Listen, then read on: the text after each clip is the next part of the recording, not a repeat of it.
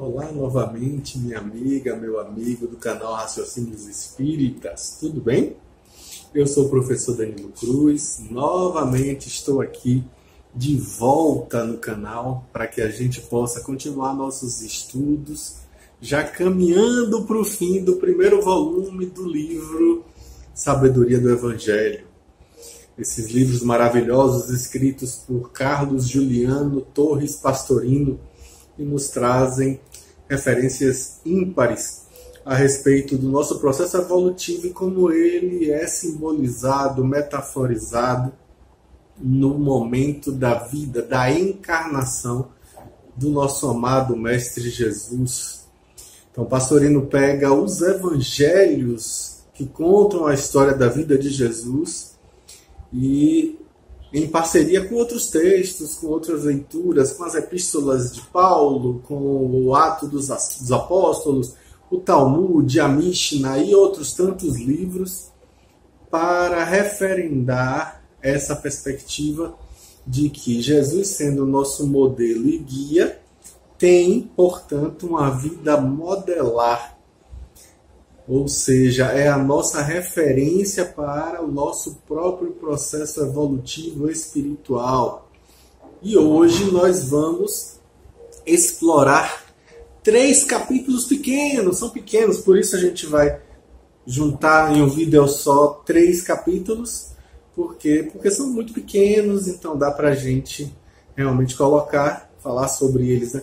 Primeiro a gente vai falar sobre a permanência de Jesus em Cafarnaum, depois a sua viagem a Jerusalém para a Páscoa, mas aí no caso não é aquela última viagem em que ele termina sendo crucificado, não. É uma viagem anterior. E depois a gente ainda vai falar hoje também sobre um capítulo interessantíssimo que é a respeito da expulsão dos vendilhões do templo.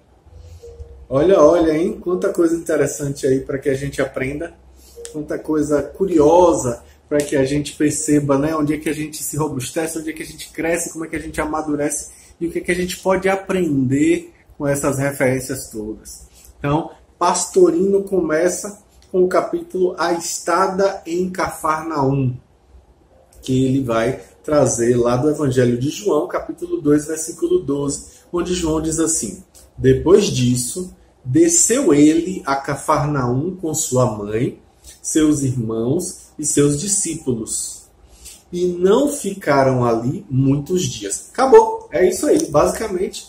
Então aí a gente vai ver que Pastorino vai falar que em alguns manuscritos a palavra que aparece é Capernaum, mas os testemunhos mais antigos, inclusive do próprio Flávio Joséfo, o famoso historiador judeu, traz justamente o termo Cafarnaum, que significa cidade do Consolador. Literalmente a palavra Naum é uma forma intensiva que corresponde a um sufixo nosso do português, que é o oso. Ou seja, rico em, cheio de, por exemplo, Naum é rico em piedade, é o piedoso. Hanum é rico em graça, o gracioso. E Naum é rico em consolação, ou seja, consolador.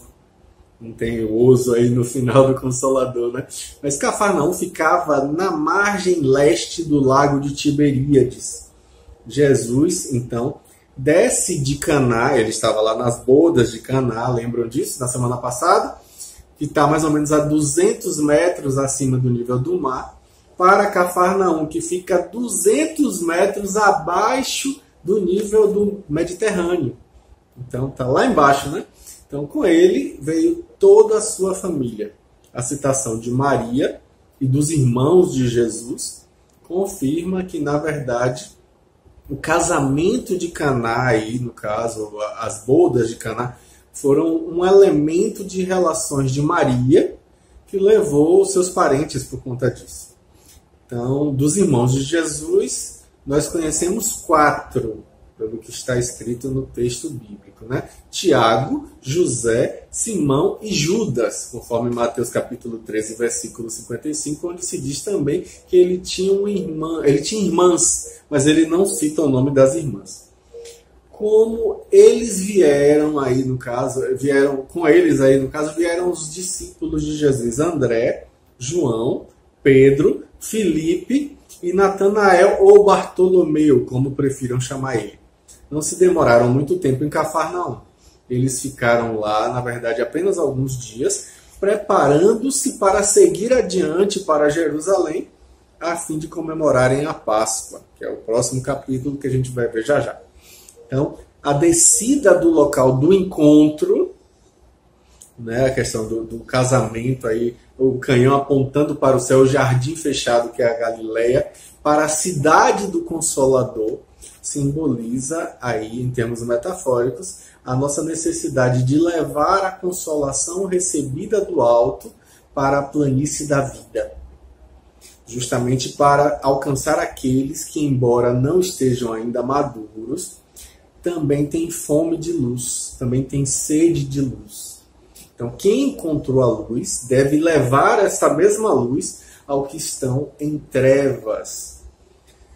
E para isso é preciso fazer isso com amor e sem egoísmo. E dela receberá cada um na medida da sua capacidade. Acabou aí o capítulo rapidão, tá vendo como foi rápido? Muito rápido esse capítulo. E aí a gente vai para o capítulo seguinte, que se chama Viagem a Jerusalém para a Páscoa, que foi em abril de 29, no caso, depois de Cristo. Então, João vai colocar o quê? No capítulo 2, versículo 13, que estava próxima a Páscoa dos judeus e Jesus subiu a Jerusalém. Acabou o texto bíblico e aí a gente vai ver Pastorino falar que a Páscoa dos judeus, como anota João, era, sem dúvida alguma, uma das festas que obrigava todos os homens a visitarem o Templo de Jerusalém, o Templo de Salomão em Jerusalém. Então a gente está aí, como eu disse, no ano 29 da era cristã, que é o ano 782 de Roma. Então a expressão subir a Jerusalém era uma expressão usual porque literalmente a cidade santa fica a 780 metros acima do nível do Mediterrâneo. Então é subir mesmo, né? E a palavra Jerusalém significa visão da paz. Olha que interessante, né? Se a gente ligar a primeira parte, Hieru, a raiz, ris, que é ver, ou a posse da paz, que é outra tradução, que se a gente ligar o Irash, que é possuir, né, esse último nome poderia, na verdade, ter sido aplicado por Salomão, o Pacífico. Supostamente foi ele que deu esse nome. Mas a inscrição nas tábuas de Tel Amarna e as inscrições cuneiformes do prisma de Taylor e do cilindro C de Senaqueribe trazem Ir-Salim-Imu, assim como no siríaco traz o Urishlen e no árabe o Urishalan. Então, nesse caso, o primeiro elemento Ur, que em hebraico é Ir, significa cidade. Teríamos então, nesse caso, seria cidade da paz, né? Yerushalom, né? Que é, na verdade, as antigas moedas da época reproduzem, na verdade, o nome Jerusalém e Jerusalém. Já no grego, a gente vai ver, como diz Pastorino, como Elerosalim ou como Erelozolima, desculpa. Então, aí a gente vai também tirar a palavra Hierosilima, que também está no grego, né? Então, o nome primitivo da cidade, na verdade, era Jebus, como a gente vai ver no livro de Josué, no livro de Juízes e no primeiro livro de Crônicas, né? O nome era Jebus, mas aí a primeira referência à Páscoa, que diz aí, no caso, pesar, Ula Yavé, que significa a passagem de Yavé, e em aramaico tomou a forma de Pachá, que o grego, na verdade, transliterou para Pacha, e o latim chama também de Pacha. Só era permitido, durante a Páscoa, comer pão ázimo. Sabe o que é pão ázimo? É aquele que não tem fermento. E aí, por isso que a festa era chamada de Festa dos Ázimos, ou Festa dos Pães Ázimos. E a comida era toda cozida sem sal, sem azeite. Era feita a imolação de um cordeiro, que deveria ser todo comido pela família antes de terminar a festa. Então a Páscoa era uma festa muito significativa entre os judeus e era celebrada no mês de Nisan, lá no 14º dia de Nisan. O ser que recebeu a luz, metaforicamente falando aí, precisa peregrinar, mas sem se esquecer jamais os locais que lhe tragam paz. Então, de vez em quando, metaforicamente, a gente necessita subir vibracionalmente para não perder contato durante a nossa passagem do eu interno. Ou seja, a Páscoa de Yahvé, né? A passagem do Deus interno sobre nós. E aí acabou o capítulo também, tá vendo como é rápido? Aí a gente chegou finalmente à expulsão dos exploradores, que é outro capítulo que ele vai falar que é em Jerusalém, também em abril de 29 Anno Domini, ou seja, em Cristo. A gente vai ver nos 4 evangelhos. Mateus capítulo 21, versículo 12 a 13, quando Mateus diz assim: Jesus entrou no templo, expulsou todos os que ali vendiam e compravam, derrubou as mesas dos cambistas e as cadeiras dos que vendiam as pombas, e disse-lhes, abre aspas, está escrito, minha casa será chamada casa de oração. Vós, porém, a fazeis covil de salteadores. Olha, isso está no primeiro evangelho, que é o de Mateus. O de Lucas, vem logo depois, que é capítulo 19, versículos de 45 a 46. É colocado assim. Tendo entrado no templo, começou a expulsar os que ali vendiam e dizendo-lhes, está escrito, minha casa será casa de oração, mas vós a fizestes um covil de salteadores. Também bem similar ao que é falado por Mateus, na ideia a gente vai lá em Marcos, capítulo 11, versículos 15 a 17, quando Marcos diz assim, e chegaram a Jerusalém.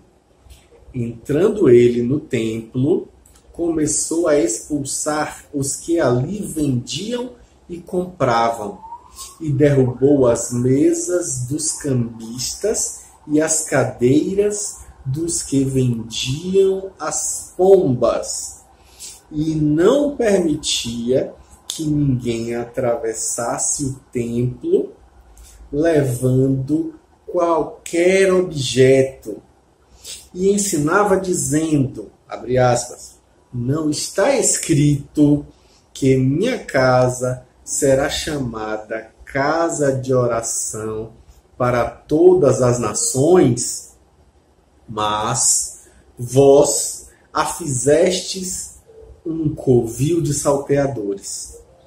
Aí lá em João, capítulo 2, versículo 14 a 17, é colocado assim por João.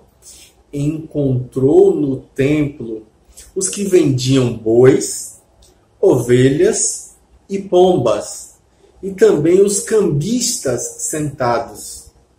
E tendo feito um azorrague de cordéis, expulsou a todos do templo, as ovelhas e os bois, derramou pelo chão o dinheiro dos cambistas e virou as mesas.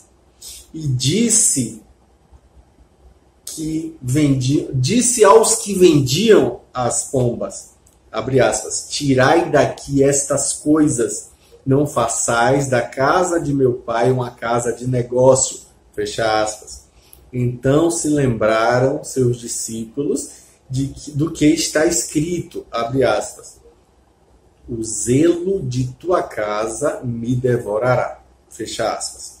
Aí Pastorino vai então abordar isso dizendo que é interessante observar que João, na verdade, coloca esse episódio no início da vida pública de Jesus, enquanto que Mateus e Lucas citam no domingo em que Jesus entra triunfalmente em Jerusalém, como se fosse o último domingo de Jesus.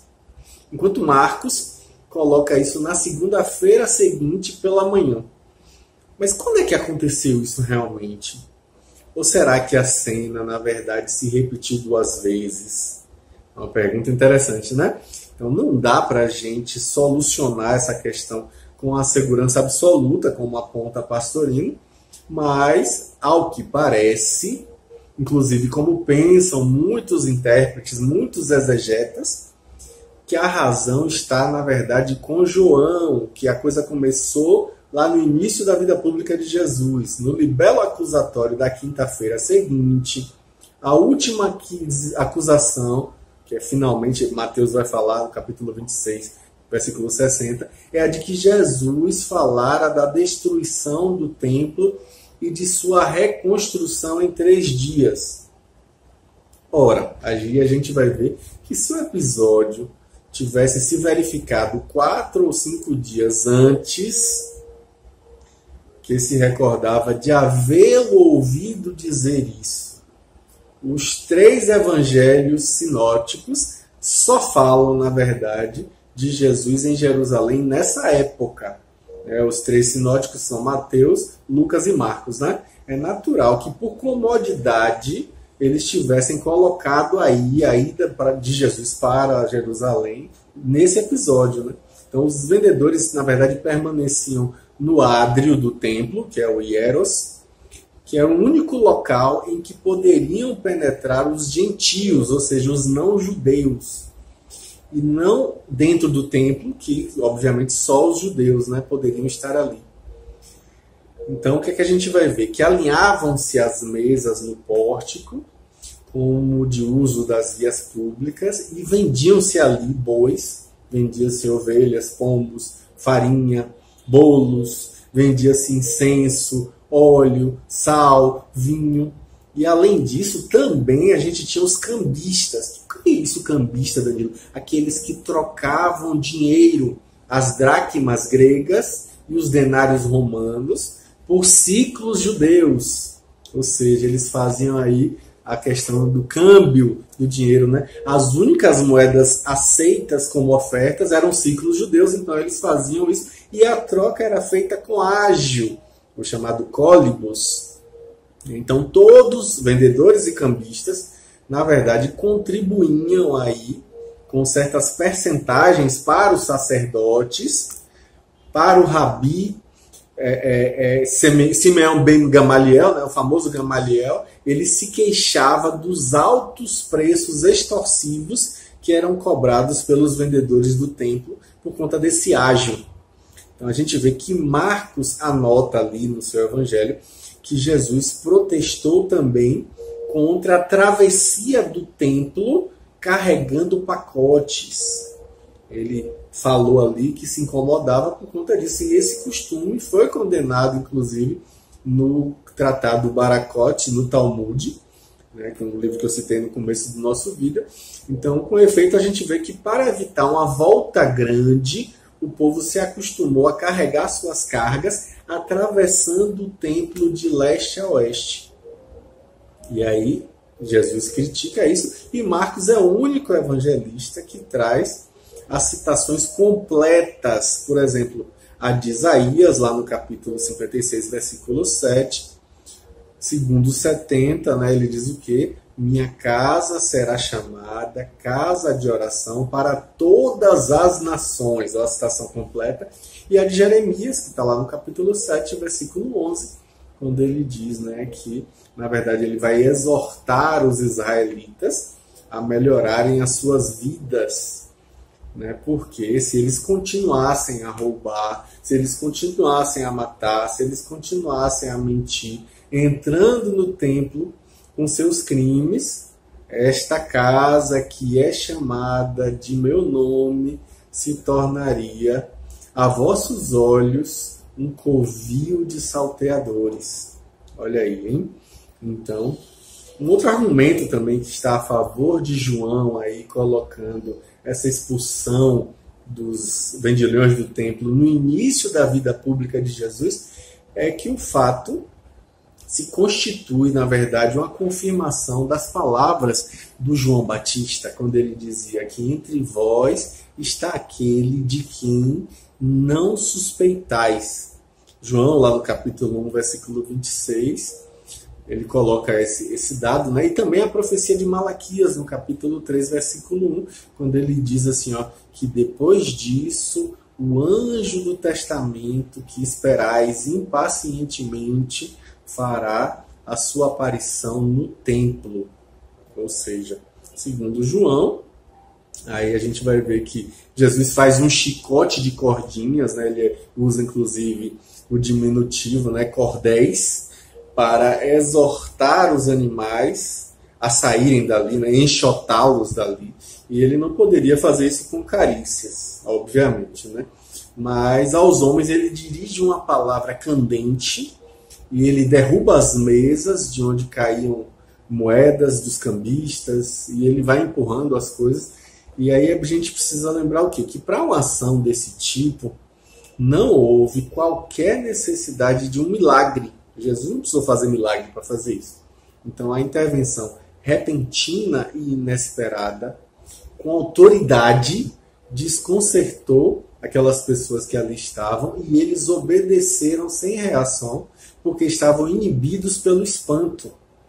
Então, muito mais tarde é que os discípulos, na verdade, se lembraram das palavras do Salmo, o Salmo 69, né, do capítulo 69, versículo 9, que são citadas, segundo 70, no futuro, que é o quê? O zelo da tua casa me devorará. Aí a gente vê o quê? Que o fato da expulsão desses exploradores, desses vendilhões do templo, que é bem aceito na teologia católica, que é bem aceito na teologia católica romana, católica ortodoxa, grega, na teologia reformada, isso sofre grandes restrições no ambiente espiritista. Os espíritas parece que não gostam dessa visão aí, né? Eles são convictos da bondade de Jesus, do seu amor para com os pecadores, para com os humildes, e por isso não querem admitir que Jesus, naquele momento, estava sendo violento. Mas aí Pastorino diz o quê? Que parece nos haver aí uma confusão entre violência e energia. Uma confusão entre bondade e complacência. Pode e deve haver uma bondade enérgica, frequentemente indispensável na educação de crianças, né, especialmente as crianças rebeldes, sem que necessariamente haja violência, como aponta Pastorino. Ele diz o quê? Que a moleza de caráter, que muitas vezes é chamada erroneamente de benevolência, pode, em certos casos, constituir até um crime. Pode ser até um crime. Então a gente passaria de braços cruzados, vendo um bandido que estivesse sendo assassino de crianças, alguém que estivesse assassinando crianças. Se a gente tivesse força capaz de deter sem matar ele, a gente faria o que nessa situação? A nossa conivência, com certeza, com a capa cômoda da caridade, não seria, nesse caso, uma cumplicidade? Pois bem, não se alegue que Jesus perdeu a linha, diz Pastorino, porque, na verdade, nenhum evangelista deixa supor essa situação. Aliás, é um dado trazido pelos 4 evangelistas, né? Então, repreender com severidade, derrubar uma mesa de cambista, pegar um feixe de pequenas cordas, justamente para tanger os animais, enxotar os animais, é um gesto aí de justa indignação que supõe, sem dúvida alguma, uma grande elevação espiritual e uma grande coragem diante da profanação de um lugar tido como sendo sagrado. Então, isso vem nos provar que nós não devemos e nem podemos pactuar com abuso, sobretudo com a possibilidade de negociar nos lugares destinados à oração. Olha que fala importante aí, hein? Com relação ao chicote de cordéis, não é necessário a gente supor que ali existe apenas uma figura dizendo que era o chicote da palavra, como a gente vê algumas pessoas insistindo. Pastorino diz que não se diz no Evangelho que Jesus espancou ninguém, ele não espancou os exploradores, os vendilhões do templo, mas ele apenas fez o chicote com ele espantando os animais que não podiam entender as palavras candentes dele, as palavras candentes que ele dirigiu aos homens. Então, o episódio não pode ser posto em dúvida, não tem como a gente pôr em dúvida isso, porque ele vem narrado nos 4 evangelhos. Então, em muitas outras ocasiões, a gente vai poder observar que, na verdade, Jesus traz um retrato de um homem másculo e forte. Então, a gente nunca vai ver Jesus como sendo fraco e covarde. E como diz Pastorino, seria inadmissível que um espírito, e aí com E maiúsculo, com essa autoridade, com a autoridade de Jesus, que criou o planeta Terra, aqui chegasse com um caráter mole e desprovido de vigor. E aí Pastorino lembra que a força moral de Jesus, assim como sua energia, é bem confirmada pelas próprias palavras duras com que ele enfrentava, nesse caso aí, os enganadores, os que se aproveitavam do povo, que faziam da religião um simples degrau para subir no conceito popular, para adquirir prestígio, para adquirir honraria, para adquirir posição política, para adquirir riqueza financeira, isenção das obrigações. Não dá para ser conivente com isso. Então, desse fato narrado pelos 4 evangelistas, a gente pode deduzir um ensinamento muito valioso e muito claro. Na verdade, é o ensinamento da autoridade e severidade com que nós devemos tratar os nossos veículos inferiores, usando as palavras de Pastorino, na verdade, né? Quando nos querem levar eles por falsos caminhos, para o caminho da fraude, para o caminho da simonia. Já ouviram essa palavra, simonia? Simonia é a venda das coisas ditas sagradas, o comércio do sagrado.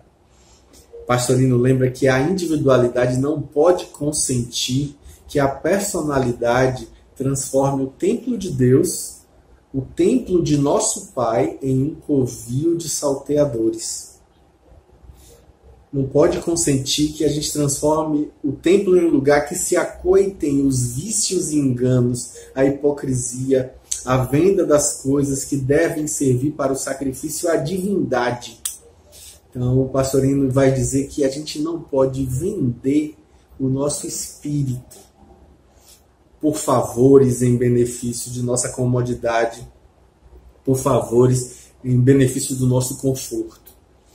E aí ele vai dizer que quantas vezes a personalidade acha natural fraudar o templo de Deus, trocando a justiça, trocando a retidão por lucros incontestáveis de sensações e emoções.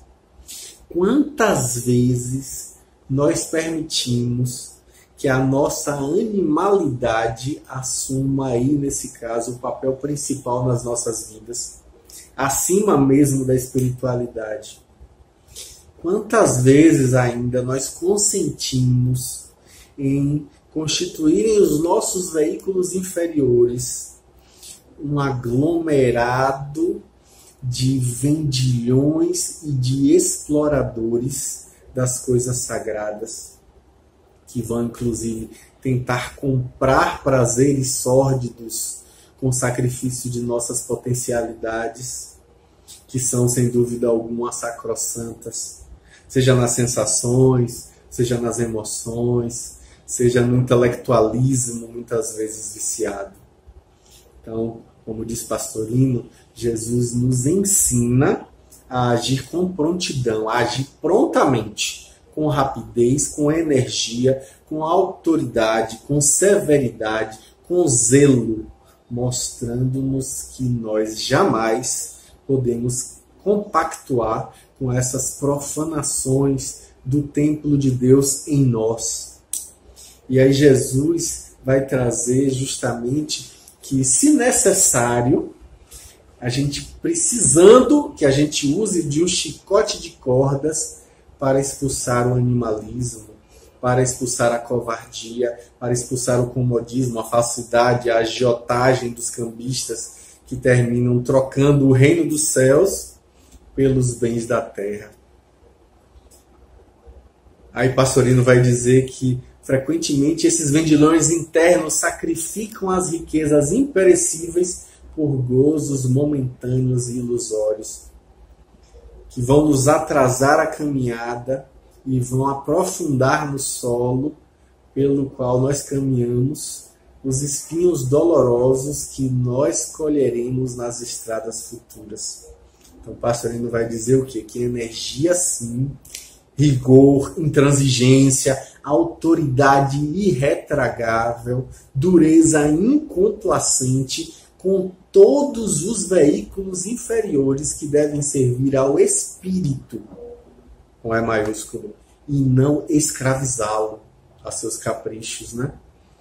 Escravizá-lo ao seu bel prazer, escravizá-lo às suas loucuras.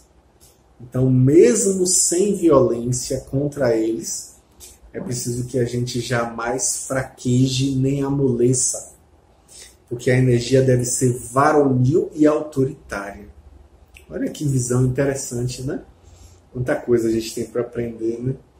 Para perceber e robustecer nosso olhar e ver que realmente ainda temos que alargar muitos horizontes para compreender que para certas coisas não dá para a gente ser conivente, não dá para a gente ser transigente, para a gente passar a mão na cabeça. É preciso que a gente tenha valores firmes como a rocha. Então, que as bênçãos do nosso amado Mestre Jesus possam trazer para nós essa coragem e esse vigor de que nós necessitamos nas nossas jornadas. Até semana que vem. Grande abraço.